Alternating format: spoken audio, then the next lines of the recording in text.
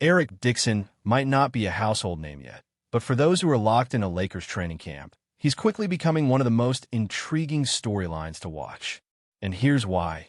There's one final two-way contract spot left on the roster, and Dixon might just be the frontrunner to grab it.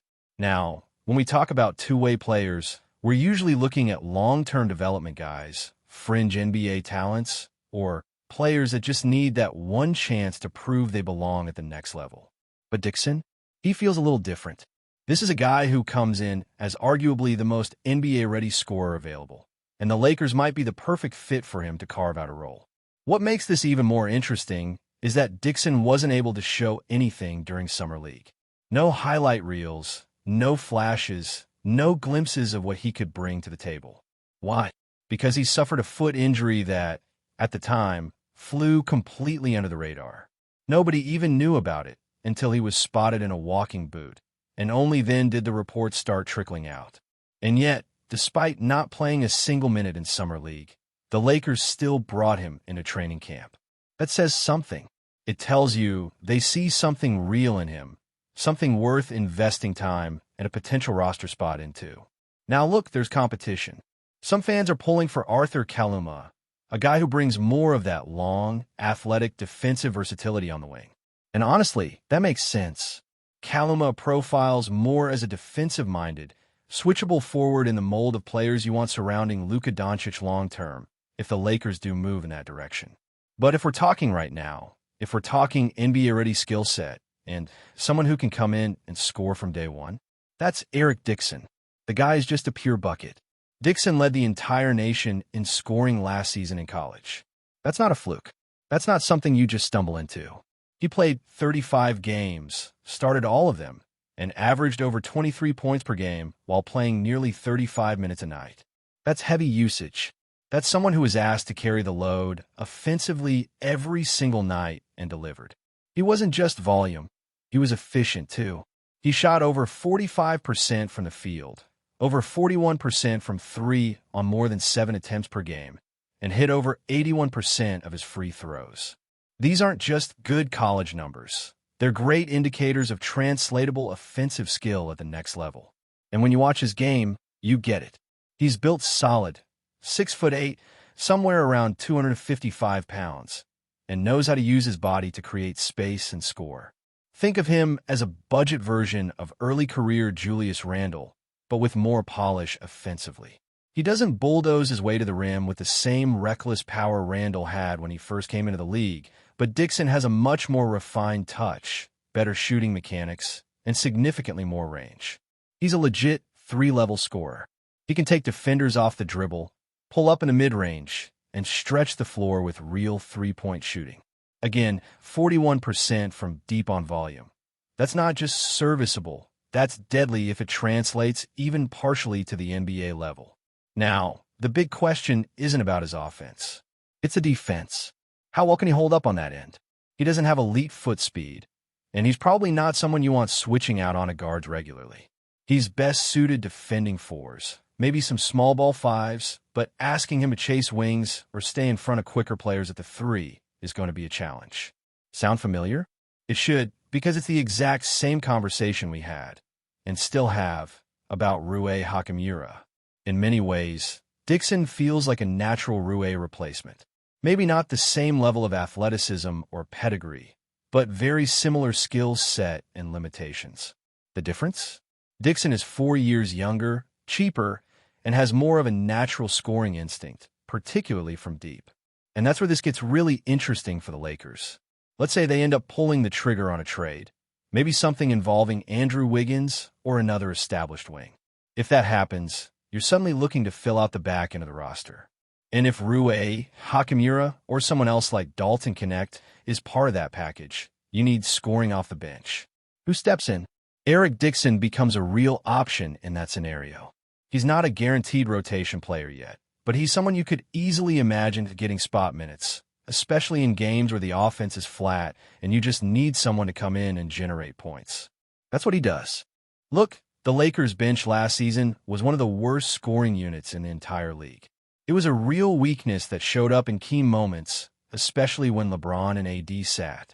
Adding someone like Dixon, even on a two-way, gives you a scoring insurance policy. If the offense is stagnant, you throw him in, run a few sets, maybe some pick and pop, some spot-up looks, let him attack mismatches. He doesn't need the ball in his hands to be effective, but he's capable of creating his own shot when needed. And it's not like he's just a shooter. He's a career 39% three-point shooter in college, but he also shot nearly 50% from two-point range on 10 attempts per game. That shows he's not shying away from contact, not afraid to attack the basket. He averaged over 6 free throw attempts per game and knocked them down at over 81%. So, we're talking about a guy who understands how to draw fouls, get defenders in the air, and convert at the line. All of that adds up to a profile of someone who might be undervalued because of age or lack of athletic upside, but who can step onto an NBA court and not look lost, especially on the offensive end. Speaking of age, that's another piece of the puzzle here. Dixon is 24 now and will turn 25 in January. Some people will look at that and say, well, he's already close to his ceiling. And maybe that's true. Maybe what you see is what you get. But for a Lakers team that's trying to win now, does that really matter? You're not drafting for upside here. You're looking for guys who can contribute immediately in small roles. That's what Dixon brings to the table. Reliability, scoring, toughness. He's not going to suddenly turn into a star, but he doesn't have to. If he can give you solid minutes off the bench, knock down shots, and not be a defensive liability, he's already worth the investment. Plus, let's not ignore the fact that the Lakers have had success with older rookies and role players in recent years. Guys like Austin Reeves weren't seen as high-ceiling prospects either, but their maturity and experience helped them make a quicker impact. The Lakers value that. They know not everyone needs to be a 19-year-old project. Sometimes having someone who's been through the grind, who understands how to play, who's not rattled by the lights, makes all the difference. Dixon fits that mold perfectly. And here's where the ripple effects could go even further. If Dixon impresses in training camp, he might not just earn that two-way spot. He could actually make Rui Hachimura expendable. Imagine that. If he comes in and starts torching the Lakers' defensive players in practice, if he looks like a more efficient, cheaper version of Rui, the front office might look at that and say, why not make a move? Maybe Rui becomes part of a trade package. Maybe the Lakers prioritize depth and shooting, and Dixon finds himself with a standard NBA contract before the season even starts. Stranger things have happened, especially on teams trying to stay under the luxury tax and balance the books while staying competitive. Even if that doesn't happen, locking in a guy like Dixon on a two-way is a smart move. The Lakers don't have a ton of wing scorers in the pipeline. Outside of Bronny James, maybe Jalen Hood-Schifino, and depending on who sticks around after a potential Wiggins trade, there's room for someone to step in and claim a niche role. Dixon might not be the flashiest name, but he's the kind of player that can win you games when you least expect it. One night, the starters are cold, the offense is dragging, and suddenly Eric Dixon checks in, knocks down a couple of threes, gets to the line, and swings momentum back in your favor. Every team needs guys like that. There's something about watching a player like Eric Dixon that makes you pause and think, not just about whether he's going to make the team, but what he could eventually become in the right system. The Lakers, as currently constructed, are a team in need of depth and shot creation, particularly off the bench. And if there's one thing Dixon has proven consistently at every level he's played, it's that he knows how to score. Whether it's spotting up, working from the post, or taking defenders off the dribble, he just has a knack for putting the ball in the basket. And when you look at his numbers, it's even more impressive that he was able to do all of this while being the primary option, the guy everyone game planned for. That tells you something about his feel for the game, his footwork, his IQ. All of it is just a little more refined than most guys fighting for a two-way deal. The other aspect of Dixon that often gets overlooked is his physicality. At 6'8" and around 260 pounds, he's not built like your typical modern wing. He's not wiry, not lanky, but that plays to his advantage in a lot of ways. He can absorb contact, seal defenders under the basket, and punish mismatches. Think about some of the issues the Lakers ran into last season against physical second units, getting out-muscled, struggling to create offense without LeBron or AD on the floor. That's where a player like Dixon could actually find his way into real minutes. You need someone who can stabilize the offense, generate a few buckets when things get sluggish, and hold his own physically. And if there's foul trouble or injuries down the line, which, let's be honest, is almost guaranteed in an 82-game season, you want guys at the end of your bench who can step up and not look out of place. Dixon gives you that. He's not going to be overwhelmed by NBA size or strength. If anything, his game is tailor-made to handle it. There's also something to be said about his shooting mechanics. For a guy his size, Dixon's release is smooth, compact, and consistent. He doesn't need a ton of space to get a shot off, and he doesn't rush it under pressure. That's rare. Most players who score a lot in college, especially bigger forwards, do it with bully ball or low post dominance. But Dixon brings more finesse. He can step out and confidently hit threes, catch and shoot, pick and pop, or even work off a screen. That opens up spacing for others and gives coaches flexibility in how they use him. Imagine him coming off the bench in a tight game, running a two-man game with Austin Reeves or D'Angelo Russell, and giving defenses something else to think about. It's not hard to picture, because it's exactly the type of skill set the Lakers have been missing in their second unit. Now, yes, the downside is clear. He's not an elite athlete. He's not going to wow anyone with highlight reel dunks or chase down blocks. And defensively, there are limitations.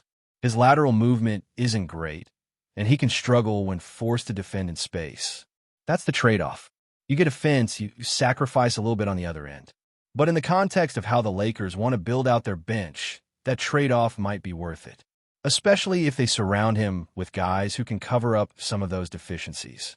Think about how the Lakers have used players like Rui Hachimura or even Kyle Kuzma in the past. Not as defensive stoppers, but as guys who can spark the offense and at least hold their own defensively in the right matchups. Dixon fits right into that mold. There's also the timeline to consider. With LeBron James still leading the way, but clearly on the back end of his career, the Lakers are in this weird middle ground of trying to compete now while still keeping one eye on the future. That's why guys like Bronny James are on the roster. That's why they're investing in players like Jalen Hood-Schifino, Maxwell Lewis, and Colin Castleton. They're trying to strike that balance between veterans and young players who can grow into bigger roles. And even though Dixon isn't 19 or 20 with untapped upside, he offers something those other young guys might not, a skill set that's ready right now. That matters when you're trying to compete for a title and looking for guys who can plug holes immediately. Let's also not forget that the Lakers have some real roster decisions coming up. If they do pull off a trade for someone like Andrew Wiggins, multiple players could be on the move. Someone like Rui Hachimura or Dalton Knecht could be gone. That creates a ripple effect. And if you're suddenly short a scoring forward off the bench, Dixon becomes a logical replacement. He might not give you 30 minutes a night, but he could give you 10 to 15 solid minutes in the right matchups. And if he gets hot, he can change a game. That's huge value from the end of your roster, especially on a minimum contract or two-way deal. Then there's the idea of projection. You look at his numbers, over 23 points per game, shooting over 40% from three, career 81% free throw shooter, 5 rebounds, 2 assists, a steal per game. Those are well-rounded stats. That's not a one-dimensional scorer. That's someone who understands the game and contributes in multiple ways. Again, we're talking college numbers, but that foundation is strong. And if he's doing that while being double-teamed most nights and carrying an offense, it shows that his game can scale down and still be effective in a smaller role. He doesn't need the ball every possession to be useful. Before we continue, we ask that you leave a like and subscribe to the channel so you won't miss any exclusive Lakers updates. Moving on, the basketball world is buzzing with shock and speculation after LUKA Doncic reportedly announced his departure from the Los Angeles Lakers, sending ripples through the NBA and leaving fans across the globe in disbelief. According to sources close to the star, Doncic, who has dazzled audiences with his extraordinary skill and court vision, allegedly told the Lakers organization, "I've reached my limit," a statement that has ignited a firestorm of rumors about what could be next for one of the league's brightest talents.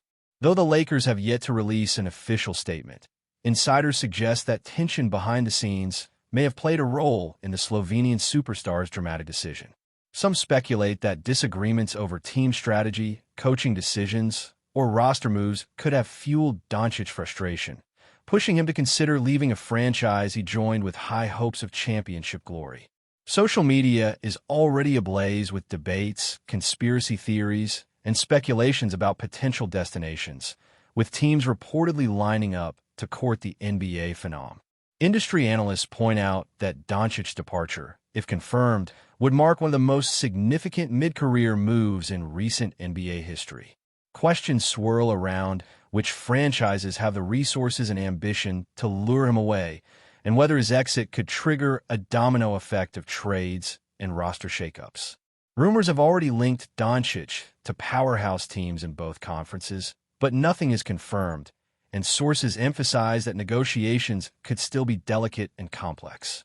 Meanwhile, Lakers fans are left grappling with the possibility of life without their marquee player. The franchise faces an uncertain offseason, balancing the challenge of maintaining competitiveness while addressing the apparent unrest within the locker room.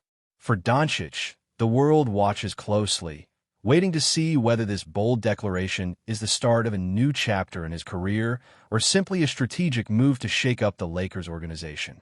As whispers turn into headlines, one thing is clear: the NBA landscape may never look the same again. All eyes are on LUKA Doncic, and the rumor mills are working overtime, predicting, guessing, and debating the next move of a superstar who seems determined to rewrite the rules on and off the court. Stay informed exclusively about Los Angeles Lakers news. Subscribe to our channel and hit the like button to keep receiving daily updates. Also, share your opinion on the news in the comments, as your contribution is crucial for the Lakers. Stay tuned for the next video.